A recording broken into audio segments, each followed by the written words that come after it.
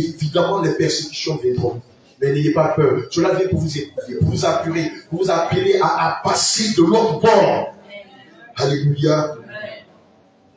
On a une autre forme de persécution que connaissent la plupart des femmes mariées. C'est les persécutions de leur mari. Et ça, malheureusement, c'est monnaie courante. Amen. Le Seigneur m'a demandé de préparer un livre de prière pour toutes les femmes mariées dont le mari les persécute. Avant de vous présenter le livre de prière, je voudrais d'abord vous donner le témoignage de deux dames qui m'ont marqué amoureux. Amen. Je ne dirai pas leur nom. Amen. Je donnerai des noms fictifs. Alléluia. Pour ne pas qu'on sache qui c'est. On va appeler la première Agathe. Amen. Elle a découvert la Sainte Doctrine sur nos pages de Facebook et YouTube. Elle était catholique, son mari elle. Elle a commencé à se dépouiller. À l'époque, c'était une jeune fille très sexy, très féchonne et tout ça. Et son mari n'a pas supporté de la voir maintenant porter de longues robes et de mettre le voile. Ce que son mari n'a pas supporté le plus, c'est le fait qu'elle ne faisait plus des choses sur le lit conjugal. Donc, nous sommes adultes, on se comprend. Alléluia. Toutes les déviations qu'on fait dans le lit conjugal, elle refusait de le faire et à chaque fois elle disait, le Seigneur Jésus n'aime pas ça. Et son mari lui dit, toi depuis quand tu connais Jésus, toi, moi les catholiques, de quoi tu parles? Alléluia. Et quand il s'est rendu compte qu'elle nous suivait, il a bloqué ses téléphones. Amen.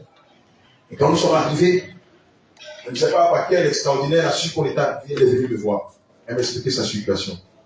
Et puis je l'ai réconfortée, j'ai prié pour elle, je l'ai exhortée et tout ça. Et après mon départ, pendant que j'étais là, son mari n'arrêtait pas de la menacer. Et puis un jour, elle est venue me voir pour que je prie pour elle. Elle était malade. La vidéo même est sur notre page. Une jeune dame qui était malade, j'ai prié pour elle. Et puis après, elle a commencé à sauter, tout ça, à toucher ses membres, parce que le Seigneur l'avait guéri. Et un matin, qu'est-ce que son mari a fait?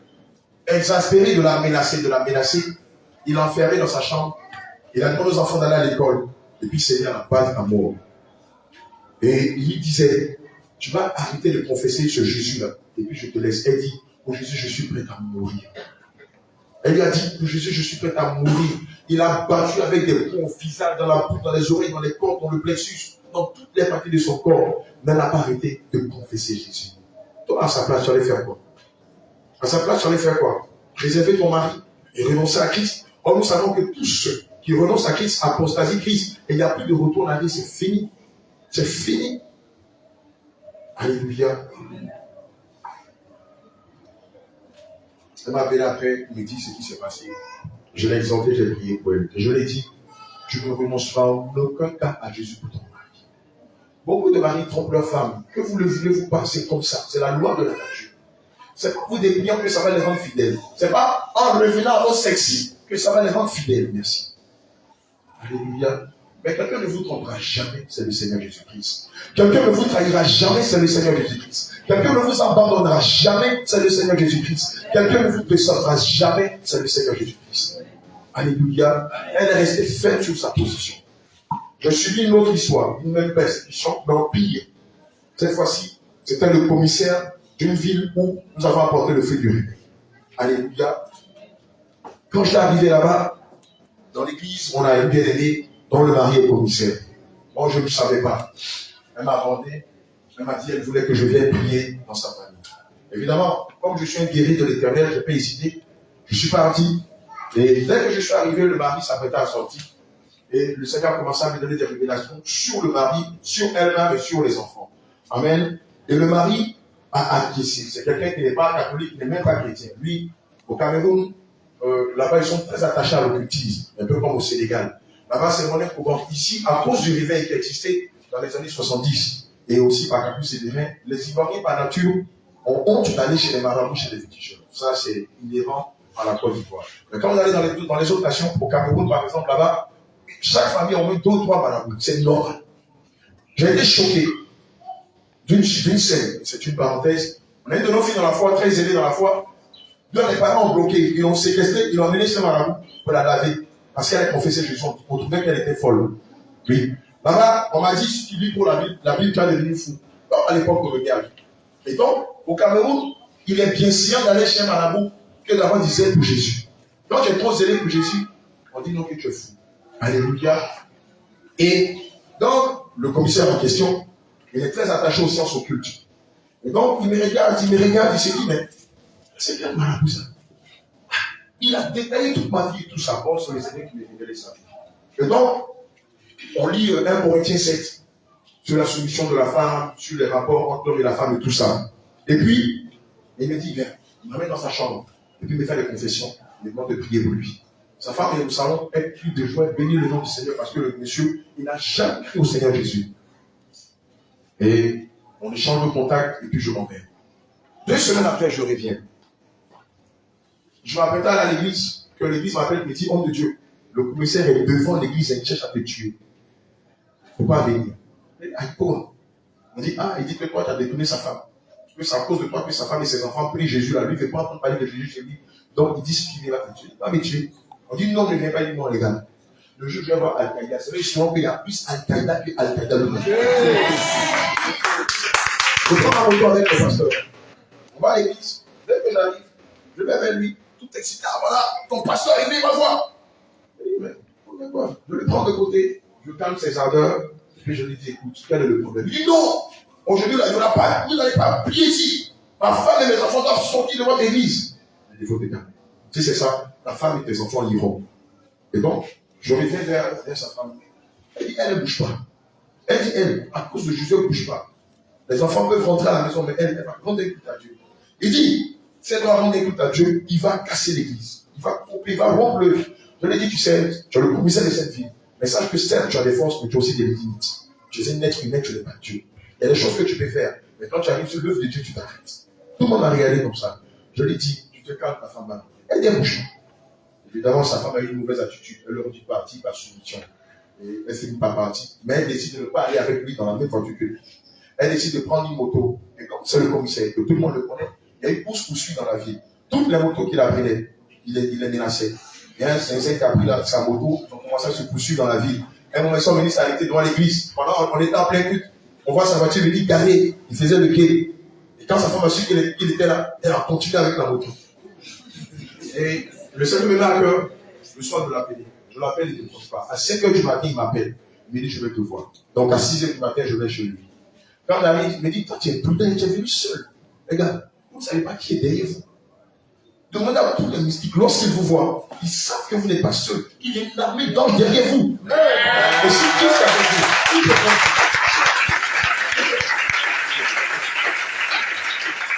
Il dit, tu es prudent, tu es venu seul. Parce que je suis venu seul. Je m'assois.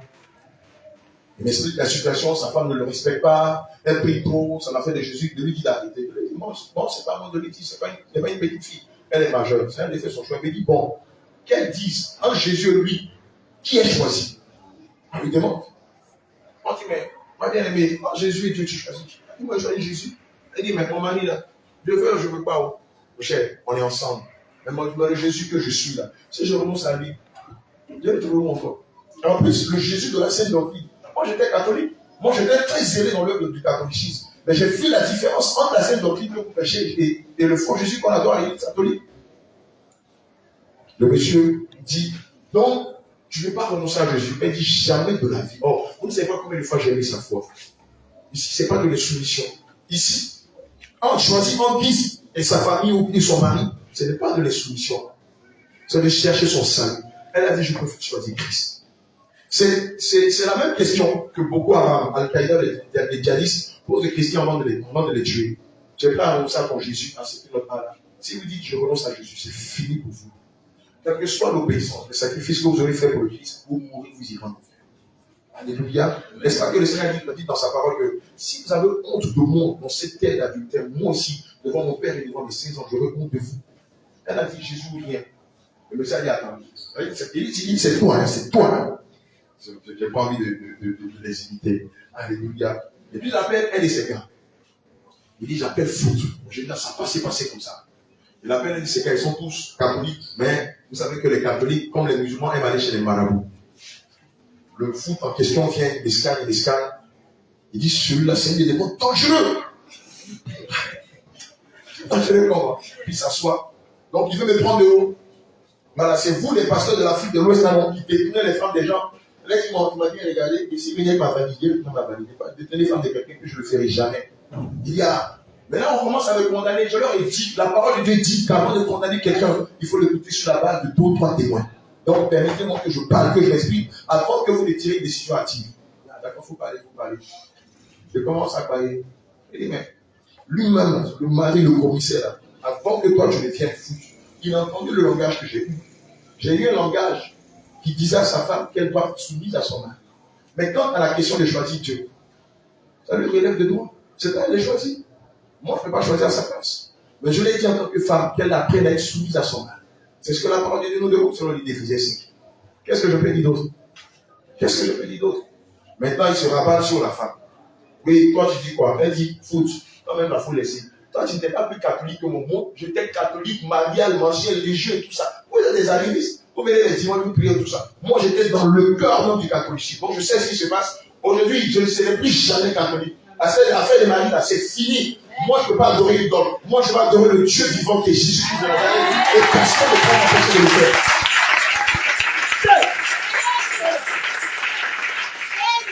Au départ, quand on discutait, avant que foot n'arrive, le monsieur était très calme. On parlait tranquillement. Hein. La femme est comme ça. Le monsieur est comme ça. Le petit est comme ça. Le commissaire de la vie. Et quand son ami est arrivé, et que la dame a dit ça, le monsieur qui était calme, on parlait tranquillement et tout ça, il a commencé à taper de la table. Il s'est jeté sur sa femme. Rapidement, on a intervenu, on les a séparés. Et moi, j'ai dit, je sors de chez vous. Parce que moi, je t'ai venu pour vous réconcilier. Maintenant, pour voir ce genre de bêtises, là, je suis sorti. Et elle est restée ferme sur sa position. Le malheur qu'elle a eu, c'est qu'il a bloqué son téléphone et elle allait dans son commissariat pour le menacer de donner son téléphone. Et quand elle est arrivée, il m'a appelé, il m'a dit, toi, pasteur là, c'est toi qui enseigne aux femmes de venir frapper le mari dans le service, non? Et quand elle est en train de mettre la honte sur son commissariat, tout le monde est en train de se moquer de moi. Je lui ai dit, c'est pas de ma faute, c'est pas qu'il a cherché. Alléluia. Et on a tenté de joindre la dame, on n'a pas pu. Et ça m'a mis à cœur de préparer ces prières et de lui envoyer ça. Je lui ai dit, tu vas te calmer. Et tu ne vas pas utiliser la chair contre ton mari. On va utiliser les faits de la parole de Dieu. Tu vas voir, ça va changer la donne.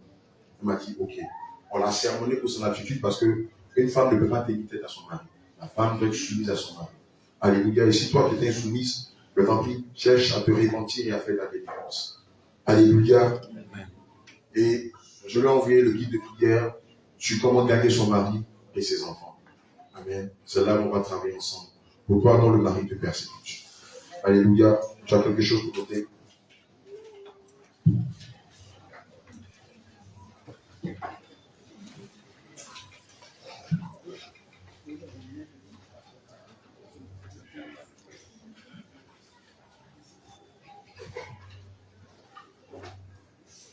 Amen.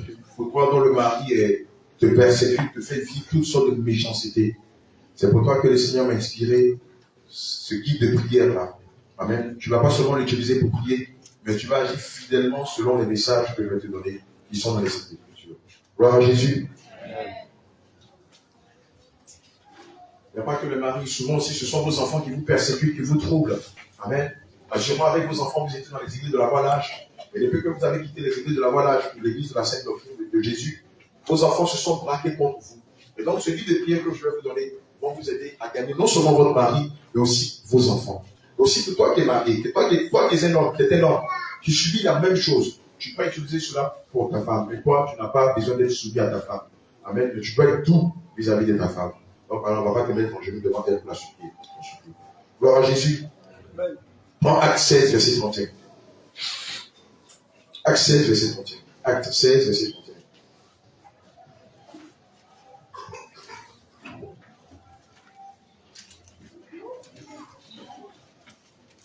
Pendant qu'on parle, après on va prier pour tous les chrétiens qui subissent des persécutions, pour toutes les femmes chrétiennes, les femmes vertueuses qui subissent des persécutions, les chrétiens qui sont en Inde, au Nigeria, ici même en Côte d'Ivoire, dans tous les pays du monde entier, pour toi-même, tu subis moquerie, abandon, rejet, menace à cause du Seigneur Jésus. Alléluia. Acte 16, verset 31. Acte 16, verset 31. Amen. Paul et Silas répondit, crois au Seigneur Jésus, et tu seras sauvé toi et ta famille. Crois au Seigneur Jésus-Christ et tu seras sauvé, toi et ta famille. Amen. On va prendre le livre de Proverbes 21, verset 1. Je vais rappeler à quelqu'un que vous, femmes chrétiennes qui subissez la persécution de vos maris, qui subissez les menaces, les séjours de vos maris, la plus grande arme que vous devez avoir vis-à-vis d'eux, c'est quoi? C'est quoi? Quelle est cette plus grande arme-là? Pardon? C'est la soumission. C'est la soumission. Regardez, ils ne vont pas arrêter de vous insulter, de vous mépriser, de vous injurier, de vous. Gardez le silence et soyez soumises. Ne répondez pas aux coups des injures par les coups des injures. Soyez soumises. Vous allez voir ce qui va se passer. Alléluia. Proverbe 21, verset 1. Jusqu'au fond des entrailles. Alléluia. Le cœur du roi est un courant d'eau dans la main de l'Éternel. Il l'incline partout où il veut. Proverbe 21, verset 1 dit que le cœur des rois est comme un torrent d'eau dans ses mains. Il l'incline partout où il veut. Ou il l'incline partout où il veut. Quand vous allez mettre en application la parole de Dieu, vous allez voir que l'état d'esprit, l'état du cœur de votre mari, de vos enfants ou de votre épouse va littéralement changer. Alléluia. 1 Pierre 3, verset 1.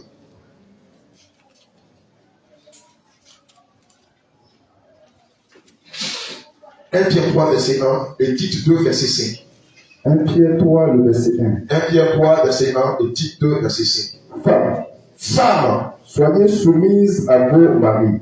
Soyez de même soumises à vos maris. Ici, ce n'est pas une proposition que le Seigneur vous fait. C'est un ordre, c'est un impératif. C'est un commandement, c'est un précepte de Dieu. Femmes, soyez soumises à vos maris. Afin que si quelqu'un n'obéisse point à la parole, afin que si ton mari n'obéit pas à la parole, s'il ne croit pas en Jésus, s'il ne croit pas à la sainte doctrine, il soit gagné sans parole par la conduite de leur femme. Il soit gagné par la conduite de sa femme. Combien de fois tu n'as pas entendu? Toi tu dis que tu es chrétien, feu, puis tu n'as aucun respect pour moi. Oui, mais il a raison de le dire. Le diable va se servir de lui pour vous accuser. Tous les jours, sors feu, au nom de Jésus. Mais regarde l'attitude, regarde le langage que tu as vis-à-vis de moi. Tu n'es même pas chrétien. Oui, c'est vrai ce qu'il dit. Parce que vous n'avez pas encore compris que l'attitude que vous devez avoir vis-à-vis de votre mari, qui vous persécute ou de vos enfants, c'est la soumission. Devant votre mari, c'est la soumission. C'est la plus grande arme que vous, femmes, devez avoir vis-à-vis de vos maris. La soumission. Vous ne savez pas ce qui se cache derrière. Continuons. Tite 2, 5. Tite 2, verset 5. Amen. À être retenu. Amen. Chaste. Occupé aux soins domestiques. Occupé aux soins domestiques. Quand j'ai eu l'entretien avec le commissaire, il m'a dit, sa femme dit qu'elle est chrétienne, mais quand elle gagne son salaire, elle ne le soutient pas financièrement. Ça m'a choqué, je lui ai dit, c'est pas normal. Tu es une femme, tu travailles. La moindre des choses, c'est de soutenir financièrement ton mari. Admettons qu'il paye le loyer. À la limite, tu peux payer la scolarité des enfants. À la limite, tu peux, je ne sais pas moi, faire la popote. À la limite, tu peux faire des choses qui sont considérables dans la maison. Tu ne peux pas garder ton argent sur peut-être que comme ton mari est commissaire, toi tu es fermier. Alors aujourd'hui, le diable s'est servi de ça pour l'accuser. Alléluia. Donc, vous devez être occupé aux soins domestiques. L'éducation des enfants, la propriété des enfants, la scolarité des enfants. Ces choses-là doivent être de votre essor, vous femmes chrétiennes. Alléluia. Ne soyez pas des femmes à la dernière mode. Ils êtes tout le temps en train de regarder, de pouponner vos ongles, vos orteils, votre nez, votre postérieur, votre poitrine, et vous ne faites rien dans la maison. Ça n'a pas de sens. Alléluia. Bonne. Alléluia. Bonne ici, c'est pas bonne comme on le dit à l'Ivoirienne. Bonne de cœur, bonne, large, qui est philanthrope, qui pratique la charité, qui donne à sa belle famille, à sa famille, aux étrangers, aux veuves, à l'orphelin. C'est ça la femme vertueuse. Alléluia. Soumise à leur mari. Alléluia. Voici la conduite de la soumission que vous devez avoir vis-à-vis de vos maris qui sont des païens. Alléluia. Ou des incrédules, des religieux. Allons-y. Afin que la parole de Dieu ne soit pas blasphémée. Vous avez entendu? Afin qu'on ne dise pas tous les jours feu, soyez pris de 1000 à 6 heures du matin au 0, dans les fêtes 0, bouche 18-19, faisabilité 0. Il ne faut pas que vos maris trouvent à dire sur vous. Oui, ils vont dire, maintenant, elle met plus de voile, pardon. Maintenant, elle met le voile, elle porte plus de collant. Maintenant, elle met plus de faux cheveux. Maintenant, elle ne fait pas ça, elle ne fait pas ça. Mais, elle changement. Maintenant, elle est devenue douce. Maintenant, elle fait des choses qui me dépassent. Le mois qui est passé, on a reçu un bien-aimé dont la femme est en Tunisie. En tout cas, elle est soit dans le Bahreïn ou en Europe. Le monsieur est venu nous voir expressément, il nous a dit, moi je ne sais pas ce que vous prêchez. Ma femme a changé. Elle est devenue douce comme ça, elle est devenue soumise. De Dieu, vous l'avez donné quoi? La parole de Dieu. Et aïe. Et ma femme, elle a mis le palais, papa. Je me fâche, elle ne se fâche pas. Je lui ai dit, moi je vais aller voir tes pasteurs. Parce que quand toujours avant, tu vas à l'église. Mais maintenant, tu vas à l'église. Sinon, avant là, tu n'allais pas à l'église. Alléluia. Et nous, il a pris le micro, il a dit, franchement, l'église était l'église. Ma femme, avant, là, elle partait. Mais maintenant, là, c'est maintenant, elle va à l'église. Parce que j'ai vu le changement. J'ai vu le changement, la conversion, la transformation. J'ai vu l'état de son cœur changer. J'ai vu maintenant ma femme qui ressemble à une femme et non un garçon raté. Ma soumission. Alléluia. Toute l'église est en joie. Et c'est ce que le Seigneur attend de vous. Et par la soumission, vous arriverez à gagner vos maris à Christ. Bonne, soumise à leur mari, afin que la parole de Dieu ne soit pas blasphémée. Amen. La première arme que vous aurez, c'est la soumission. Deuxième arme que vous aurez, c'est le jeûne. Gloire à Jésus, le jeûne. Amen. Matthieu 17, verset 21. Écoutez ça. Et puis appliquez, vous allez voir. Je ne vous donne pas 3 mois. Vos maris, ils seront tous ici. Comme ça, on va aller vite.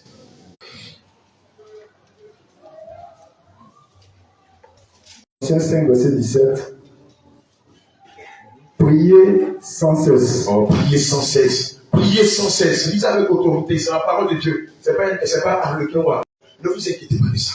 Mais en toute chose, Mais devant ce genre de situation, pour connaître vos besoins à Dieu. dites-le à Dieu. Seigneur, mon mari m'est fidèle. Depuis que je me suis débrouillé, les choses sont pires à la maison. Il ne me respecte pas. Il m'outrage. Il me bat. Il se moque de moi. Les enfants n'ont aucun respect pour moi.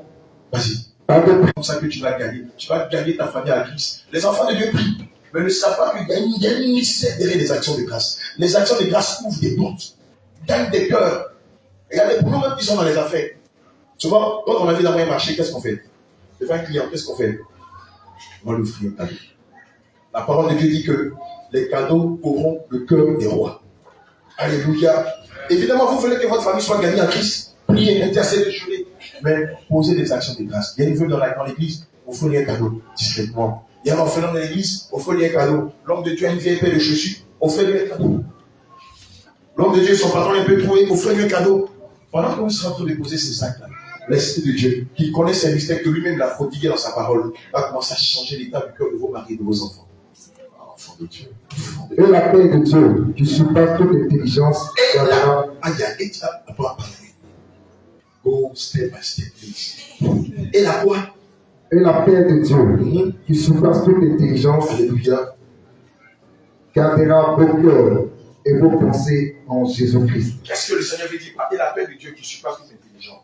La paix que vous n'avez pas là, elle va commencer à rentrer chez vous à la maison. Elle va gagner le cœur de votre mari, gagner le cœur de vos enfants, gagner votre famille pour lui. Alléluia. Changez le langage de votre mari. Lui qui était vulgaire, lui qui était fidèle, méchant, lui qui était accablé vis-à-vis de vous. Il se lève le matin. Tu es devenu joli, hein? Mais qu'est-ce qu'il m'a dit? Seigneur, tu t'es belle comme c'est que j'étais en train de t'outrager. Oh mon amour. Oh mon amour, tu sais que sans toi je ne peux pas vivre. Dis-moi, tu veux que je t'offre aujourd'hui? Oh, on est là, tu sais qu'on va aller là-bas. Non. C'est maintenant que je vois le changement. Mais tu es devenue radieuse, naturelle. Mais qu'est-ce que j'avais dans mon téléphone? Attends, à partir d'aujourd'hui, c'est fini entre toi et moi. Mawa, à partir d'aujourd'hui, c'est fini entre toi et moi. Gladys, je ne veux plus jamais que tu m'appelles. J'aime ma femme et je veux rester avec elle. Et Jésus.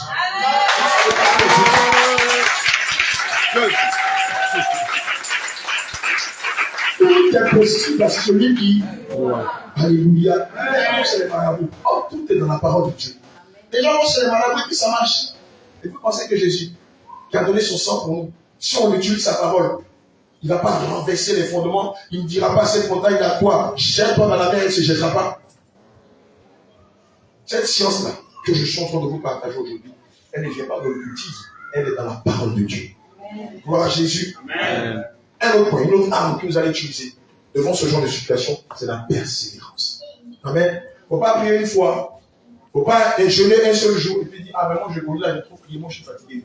Pour ma vie. Ah, je fais une prière de Dieu, demi-journée normale. Mon cher, fou, hein. Non, le Seigneur veut que ton mari, ta famille soit gagnée.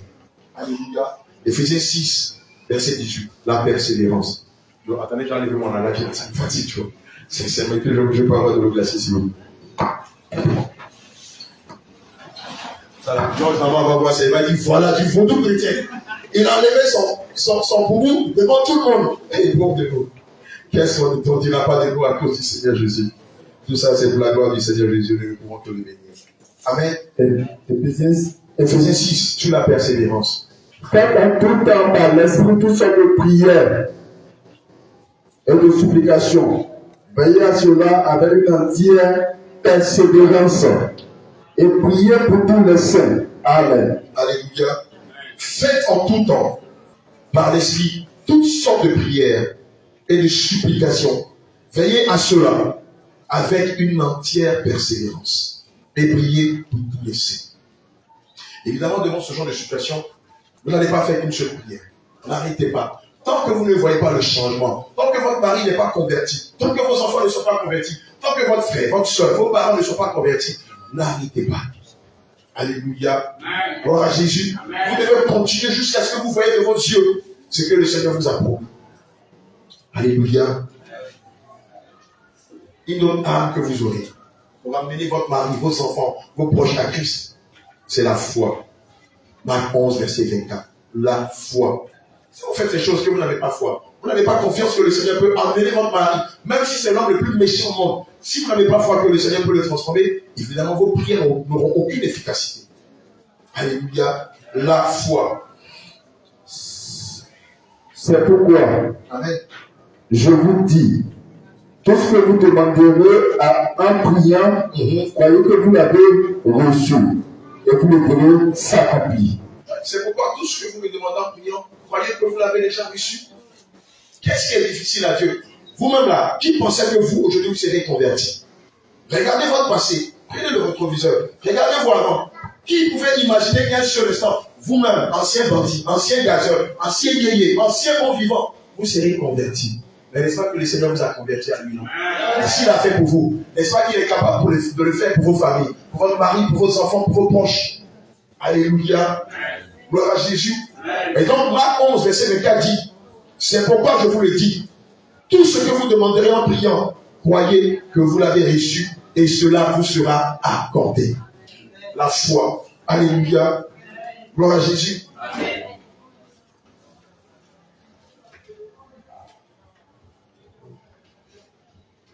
Je veux dire à quelqu'un, plus ton mari est méchant, plus toi sois douce avec lui. S'il est méprisable à ton égard, toi, sois attentionné. Plus il vous trompe, plus aimez-le. Alléluia. C'est difficile, hein? Mais l'Esprit de Dieu vous aidera à le faire. Alléluia. Plus il a un comportement difficile, vous soyez plus aimable. Alléluia. Plus il vous maudit, plus il vous insulte, plus pardonnez-lui.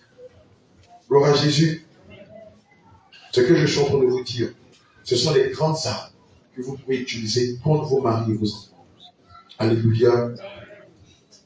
S'il n'y a pas de Bible, vous prenez une Bible. Vous prenez une Bible. Alléluia.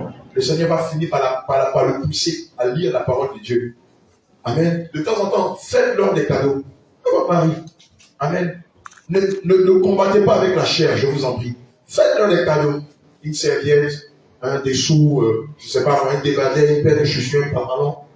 Vous allez voir. La parole de Dieu dit que les cadeaux pourront le cœur des rois. Il va se regarder, il va se dire, mais attends, je trompe ma femme. Amen. Je la méprise, elle prie pour moi. Je la maudis, elle me bénit. En plus de cela, elle me fait des cadeaux. Même dans ces prières, je l'entends prier pour moi, prier pour mon travail, prier pour ma santé, tout ça. Je suis pas en train de faire une mauvaise chose. Le Seigneur va le toucher un matin, il va venir s'humilier devant vous. Vous demandez pardon là et dire que vous êtes la meilleure des choses que Dieu lui a données. Merci pour l'amen au fond là-bas. En tout cas, son amen vaut plus que les amens d'ici. Que le Seigneur te bénisse. Alléluia. Face à l'infidélité de votre mari, voilà ce que vous allez faire. Vous allez prendre l'autorité. Non pas pour lui manquer de respect. Non pas pour fuir dans son téléphone. Non pas pour sentir l'odeur de son dessous ou de son déballé. Non. Vous sentez le parfum de sa chemise. Non. Ça, c'est quand vous étiez dans le monde que vous faisiez ce genre de choses. Ici, vous allez prendre autorité. Vous allez chasser l'esprit de l'infidélité et l'esprit de l'adultère qui règne dans sa vie. Prière de combat. Prière de combat. La prière du juste est d'une grande efficacité. Vous allez prendre autorité. Quand il ne sera pas là, vous allez prier, Seigneur Jésus, je commande au nom de Jésus que l'esprit de l'infidélité sorte de la vie de mon mari. Alléluia. 1 Timothée 3, verset 2. Voilà, je vous donne maintenant le guide de prière. 1 Timothée 3, verset 2. Vous allez rappeler ceci au Seigneur Jésus. Il faut que l'évêque soit irréprochable, mari d'une seule femme, sobre, modéré, réglé dans sa conduite, hospitalier, propre à l'enseignement. Vous allez prendre le livre de 1 Timothée 3, verset 2. Vous allez le rappeler au Seigneur Jésus. Seigneur Jésus, tu as dit dans ta parole que mon mari soit mari d'une seule femme, qu'il soit sobre, qu'il soit hospitalier, prompt, doux avec moi. Seigneur, je déclare au nom de Jésus que le cœur de mon mari me soit attaché à mon seul. Qu'il soit un mari fidèle, qu'il m'aime que mon seul, qu'il ne soit pas éparpillé, qu'il soit prompt, qu'il soit hospitalier, que ce soit quelqu'un de doux. Rappelez cela au Seigneur. Voici. Alléluia. Ésaïe 54, verset 17. Toute arme forgée contre moi sera sans effet. Et toute langue qui s'élèvera en justice contre moi, contre mes enfants, contre mon couple, sont devenus les sans effet. Seigneur, donne-lui le dégoût pour les choses du monde. Donne-lui le dégoût pour l'infidélité, pour l'adultère. Et donne-lui le Seigneur qui ne revient de toi au nom de Jésus. Et que personne ne vienne si tu as uni au nom de Jésus. À laquelle tu étais infidèle. Bien qu'elle soit ta compagne et la femme de ton alliance. Seigneur Jésus-Christ, sur la base de Malachie 2, verset 14, je déclare que mon mari ne soit plus infidèle. Je suis la femme de sa jeunesse. Je suis la femme de son alliance. C'est-à-dire, fais-le revenir à la maison. Fais-le revenir à la maison, qu'il prenne soin de moi et de mes enfants. Vous ne savez pas, je vous dis après, je vais vous donner la suite de ça là. Alléluia. Jacques 5, verset 19 à 20. Mes frères, Jacques 5, verset 19 à 20. Mes frères, si quelqu'un parmi vous s'est égaré loin de la vérité, quel autre lui ramène? Ici, la vérité, c'est vous. Si votre mari s'est égaré loin de vous, que le Seigneur le ramène à vous. Alléluia. Que l'Esprit de Dieu le ramène à vous. Alléluia. Parce que là-bas où il est, c'est le mensonge. Or, à la maison, il est dans la vérité. Mais quand il est dehors, il est tout le temps obligé de mentir, de mentir, de mentir. Alléluia. Qu'il sache que celui qui ramènera un pécheur à la voie, de la voie où il s'est égaré, sauvera une âme de la mort et couvrira une multitude de péchés. Évidemment, en intercédant pour lui, vous allez l'épargner de la mort à venir. Gloire à Jésus. Et donc, vous allez utiliser cette parole-là, ce verset de Jacques 5, verset 19 à 21. Gloire à Jésus. En conclusion, Matthieu 5, verset 12. Matthieu 5, verset 12. Avant qu'on ne termine par la conclusion, je vais terminer par le témoignage de notre bien-aimé. Ce que je suis en train de vous dire, elle a appliqué ça à la lettre. Son mari était commissaire.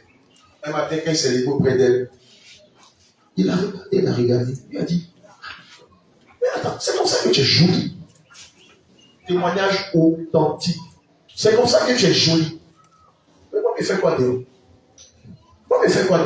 Maman, je te demande pardon pour toutes les infidélités. Je te demande pardon pour tout le mal que je t'ai fait, pour les injures, pour les mépris. Toutes les familles qui n'étaient pas intelligentes. Non, c'est moi qui n'étais pas intelligent.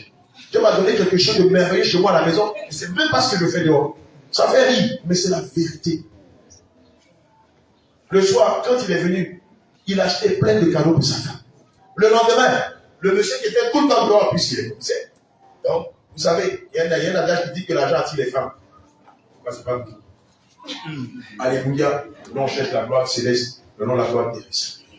Le monsieur qui avait plein de copines, il a commencé à les vérifier. Il ne sort plus. Quand il descend du boulot, il est avec sa femme. Les deux regardent la télé, les deux causent. Ils ont commencé par méditer la Bible qu'elle lui a offert en cadeau. Et puis il dit ça, je ne comprends pas. Pourquoi ça m'a dit c'est quel esprit? Il dit, la Bible même, c'est facile à comprendre. Je veux aussi terminer en vous disant ceci. Tout à l'heure, j'ai dit que les épreuves viennent pour nous épurer, pour nous faire passer à un autre stade de la vie chrétienne. Mais les diffamations et les calomnies, elles viennent pour tamiser l'église. Ah, du monde est dans un... Ah, il fait du vaudou chrétien. On a vu fais ça, tout ça. Ouais, ça, c'est une photo. Moi-même, je savais. Ils guérissent les gens sont délivrés. Non, moi, je ne crois pas. Ah, c'est du vaudou. Je me dis, tu n'es pas parti. Si tu voulais aller, aujourd'hui, tu connais la vérité. Toi-même, est-ce qu'on ne te diffame pas? Toi-même, est-ce qu'on te tombe sur lui? En notre coco, loin de l'obé, si tu tombes sur lui, nos parents ne vont plus nous le voir. Mais on a cessé de recevoir les actions hypocrites. Non, ça te donnait pour les prêtres avec eux. C'est gâté, hein. Tu as fait l'évangélisation, quelqu'un veut te taper. Tu rentres en couple, tu vas te marier, tu auras un boss, il va t'aimer, il ne va pas aimer sa famille, il va aimer ta famille. Ta famille à quoi? Tu vas rouler dans une grosse voiture, tu auras une grande maison et tout, ça ne peut pas aider. Oui, ça va venir. Mais ça, c'est des bonus. C'est pas ça. Il va nous bénir. Mais l'essentiel, c'est de nous préparer pour le ciel. Alléluia. Ces choses que je vais laisser, c'est des accompagnements. Le travail, la paix, la joie, la santé, c'est des accompagnements. La stabilité, c'est des accompagnements. C'est pas ça l'essentiel pour Christ. L'essentiel pour Christ, c'est pas que vous ayez tous les biens de la terre, mais c'est que votre âme soit prête pour le ciel. Sinon, si vous avez tout, oui, vous serez bénis. Mais pour le Seigneur Jésus-Christ, il veut préparer son épouse. Parce qu'il vient. Il vient chercher son église. Mais l'église qu'il viendra chercher, elle sera dans quelle posture lorsqu'elle viendra? Ne supportant pas les calomnies, les diffamations, ne supportant pas qu'on les outrages, qu'on les insulte. Moi, pour moi, là, ça ne reste pas à l'étranger. Hein. Moi, tu m'insultes et garde le coin. Il n'y a pas de silence. Tu ne bénis pas qu'on te maudit. Tu ne pries pas pour ceux qui te maudissent. Alléluia. Apocalypse 21, c'est quoi ça? Et j'ai entendu du trône une forte voix qui disait, Alléluia. voici le tabernacle de Dieu avec les hommes. Il habitera avec eux et ils seront son peuple. Et Dieu lui-même sera avec eux. Alléluia. Il essuiera toute larmes de leurs yeux. Le Seigneur essuiera toutes nos larmes à cause de l'outrage qu'on a subi à cause de lui. Et la mort ne sera plus. Alléluia, continue. Et celui qui est assis sur le trône dit, voici, je fais toutes choses nouvelles. Je fais toutes choses nouvelles. Et il dit, alléluia, écris, car ces paroles sont certaines et véritables. Amen. Afin que personne ne prenne ta couronne. Afin que personne ne prenne ta quoi? Ta couronne. La couronne, quelle est cette couronne? C'est la couronne de la vie éternelle. Vous l'avez. Mais ne vous laissez pas emporter par les diffamations, par les méchancetés des merveilles de Georges Lamar, de David et des... Les gens se lèvent, ils ont des réveils. Les gens même sont possédés. Nous appellent